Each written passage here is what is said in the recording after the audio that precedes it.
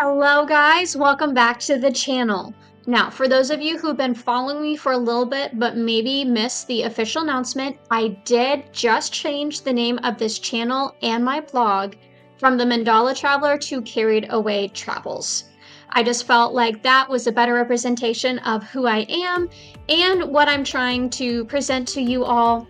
So, if you see some old posts or maybe wondering when you started following Carried Away Travels, it's me. It's still Carrie.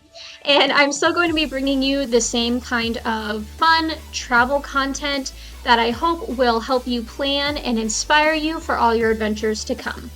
Now, we made that change a couple weeks ago, and so today I'm really excited to bring you the first official YouTube video under the new name. And today we're going to be talking about an all-day Amazon jungle tour we took with the Suchipakari Amazon Eco Lodge.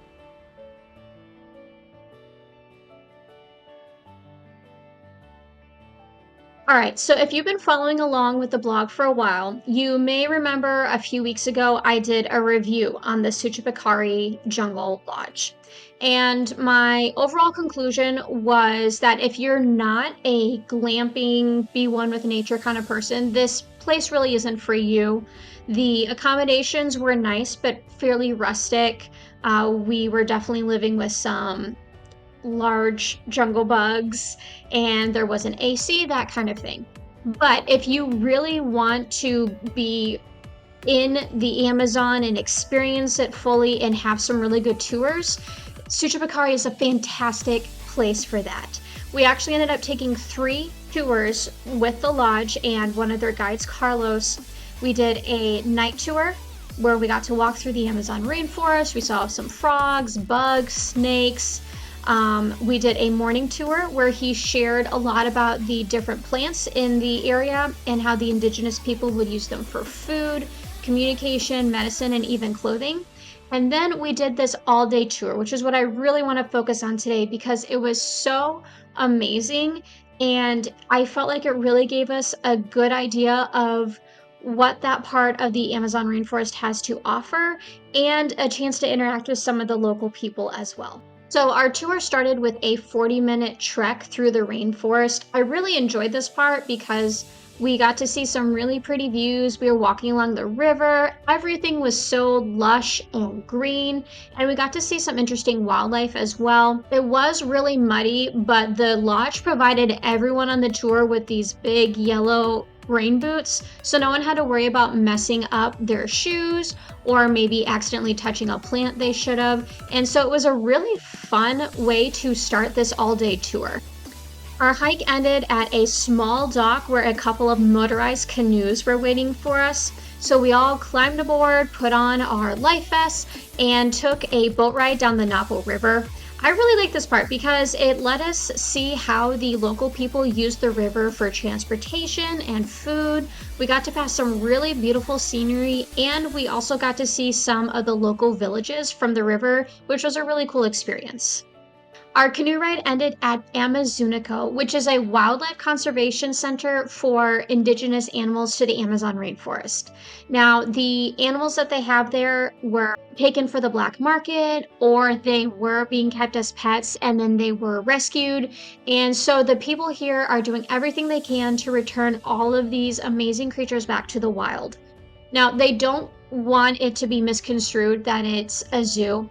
So they asked us not to take any pictures of the animals in rehab, and some of them were so traumatized that like you couldn't make eye contact with them without them freaking out. So that is totally understandable. But I did get some fun pictures of the local animals that are free, and they just like to chill at the Wildlife Conservation Center because it's a safe place for them. There were so many cute monkeys and turtles and different birds that were flying around, so I got some fun pictures of them. It was kind of a bittersweet visit, but if you do get a chance to go, I would highly recommend it. You'll see some really amazing creatures, but their stories are really interesting as well, and it was just a great chance to support the work that they're doing there.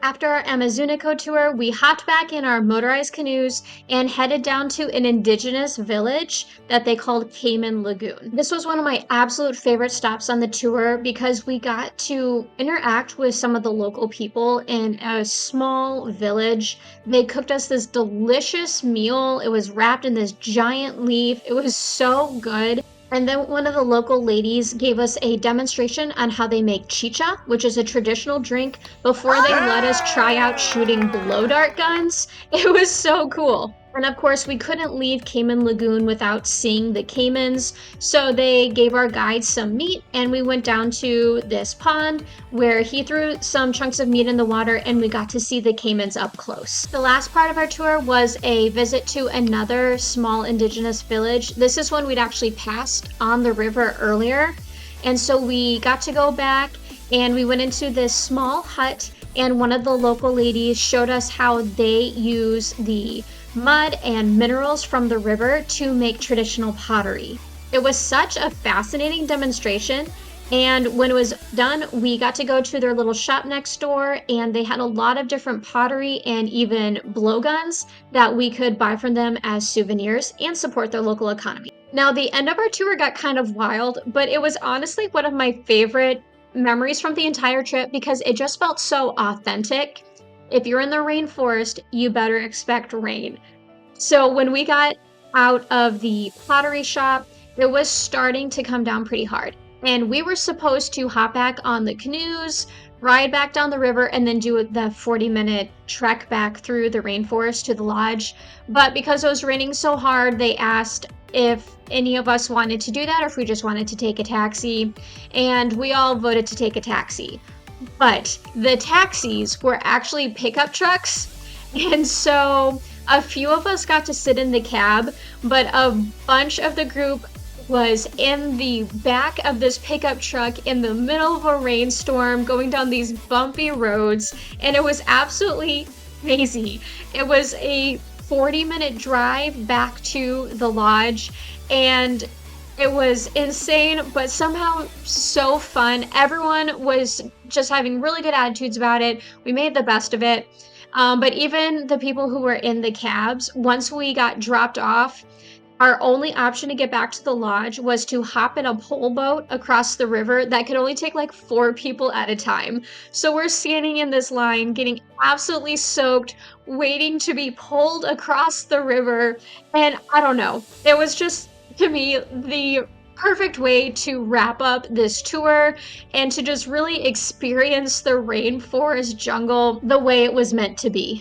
Okay guys, I hope you enjoyed this summary of our all-day tour with the Suchipakari Amazon Eco Lodge. Once again, if you're looking for a really good place to really dive into the Amazon culture in Ecuador, definitely check this lodge out.